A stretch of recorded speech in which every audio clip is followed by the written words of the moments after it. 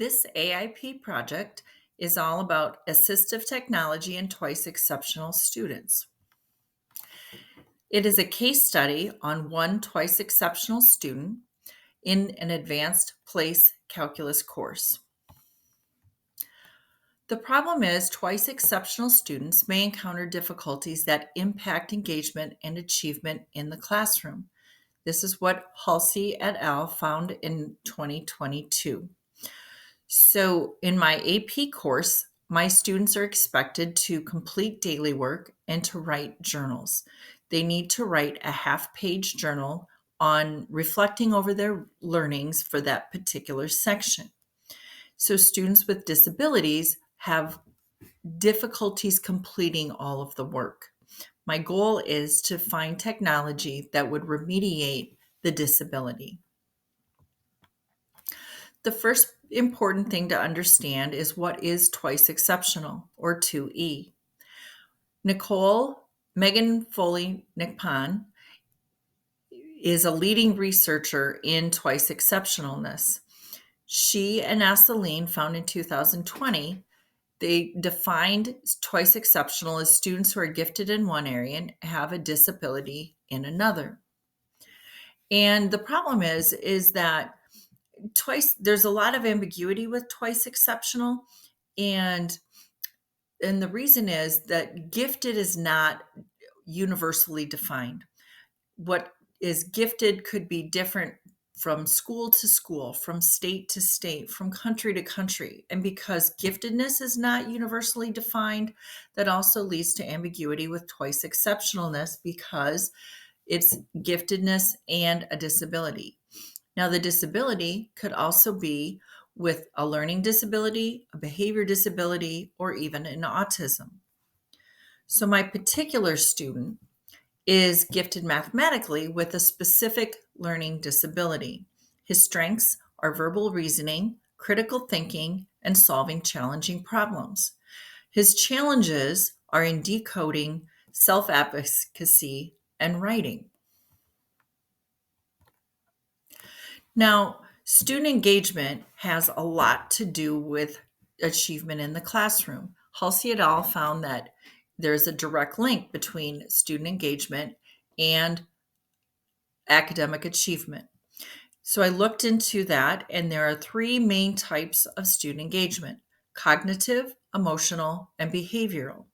Students can demonstrate one, they might demonstrate two, there might be all three, or they might not have any. So one of the troubles with specifically 2E is many times 2E students feel shame because they are smart, but they fail to achieve like their peers, according to Bell et al. In 2015. So students with 2E students may not engage in the classroom because they don't want to feel like they're incorrect about an answer. They keep a lot inside, and so they don't participate. And so my goal is to help them be more confident and able to using assistive technology to bridge that gap and feel more confident and also have achievement in the classroom.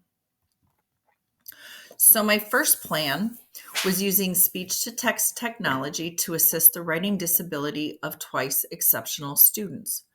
So Foley Nickpan and Asseline in 2020 talked about how the recommendation is for teachers to remediate the disability while exposing 2E students to their gifted domain. So for my student, math.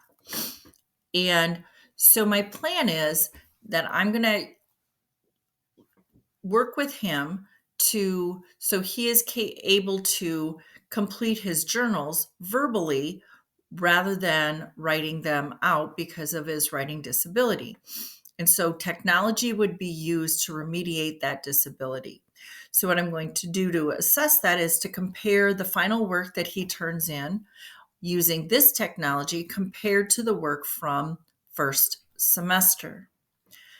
The second plan is using Desmos as a platform where the teacher can build interactive lessons that give students immediate feedback. So Demetriadis et al. In 2021 talked about how students who are strong in STEM fields are not always able to reach their potential.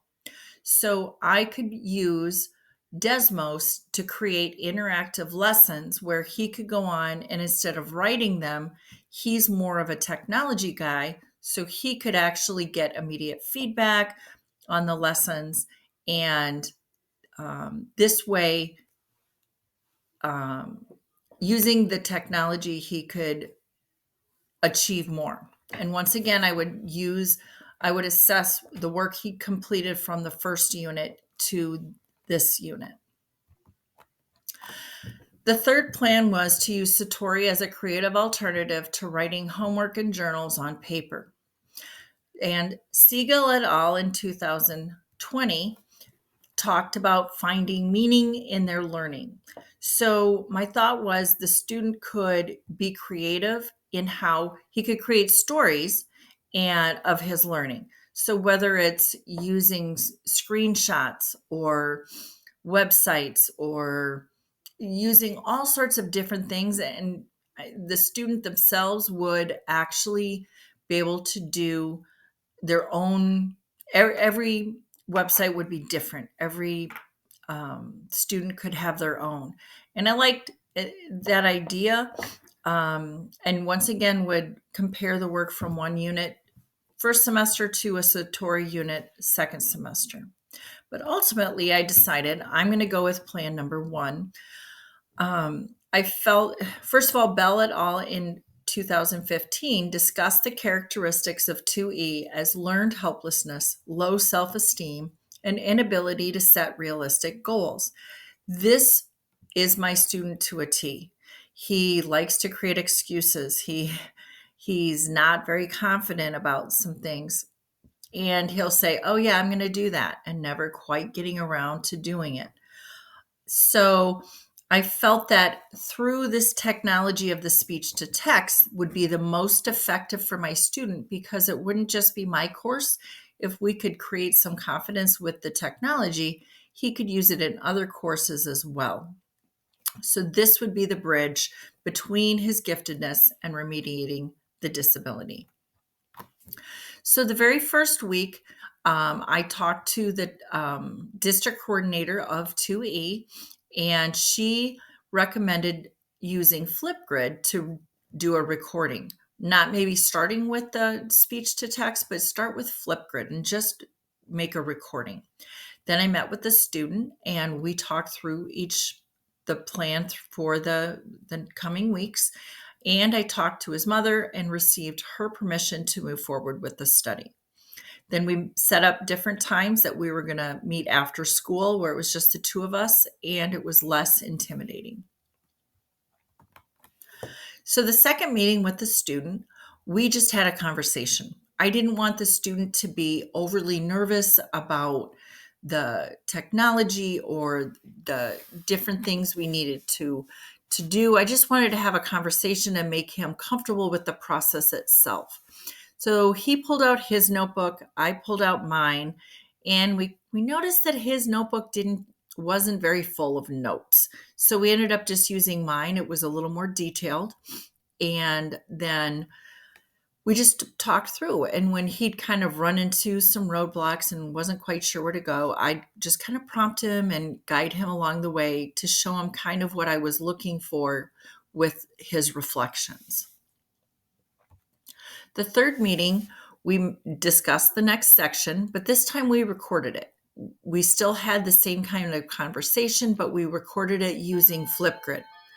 We created a Word document from the recording, and what we did is I took the Flipgrid recording and I took it home and I didn't have the student do it at all. I thought, let me see what I could do with it and what that would mean. So I took it home and this is what I came up with. I found it was kind of a disaster. The voice typing was constantly trying to make sentences, then it would stop. It was trying to make sense of what we were talking about, but it also didn't understand the calculus part of it. So when I just played the recording flat out, it was constantly redoing it. And so it was too awkward going back and forth trying to stop the recording and then go back to the voice typing, and I just couldn't get a real good feel for it. So then what we decided at the last meeting with this, we recorded the conversation with Flipgrid because he actually liked the recording for himself to study. If he found it useful for him to go back and listen, and that was how he was reviewing. But he opened up the voice typing on his Chromebook using Google Docs, and he created the document. So we had the recording going on for him for later and the Google Doc that he could turn in for his assignment. Then he'd do a sentence, and then he could stop the Google Doc voice typing to clean up sentences as we were going through. And this document came out much cleaner. It made a lot more sense. He was able to clean it up as we went through, and I thought this was much stronger than anything he had turned in so far. Because if you compare this one section in this paragraph, this was what he had turned in the very first chapter of first semester. This covered 6 sections of journals where students are supposed to write this much for one section. He did this and called it good for all 6. So the other students had turned in the front page, the back page, the front of another sheet of paper. This is all he turned in. So I felt like what he had done with his voice typing was a success. So in moving forward, I felt very positive about the project itself. He was able to complete work and turn it in. He gained confidence, and he actually started contributing more to the conversation during class time. And he also said he felt like he could use this in other courses when he had assignments to turn in, that was actually more useful than what he remembered.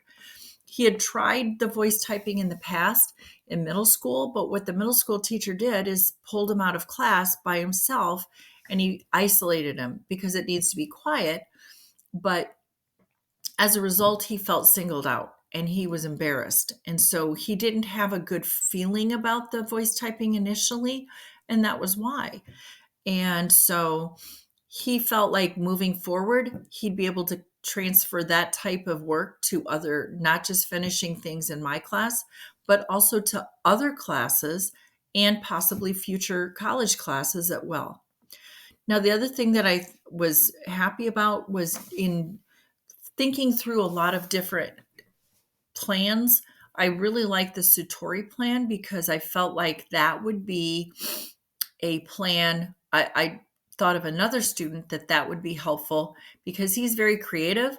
He doesn't like writing down homework and doing this and doing that, but he likes writing on my smartboard. So he would write on my smartboard, take screenshots of it, and upload it to his website. And so he created a website for himself, and that's something he's going to be able to take with him to college. So when he's thinking back, oh, how did we do this back in high school? He can have access to that now. So I think that's got a lot of possibilities for other students in the future. So overall, I was very happy with the project, and I am excited to see how it moves forward.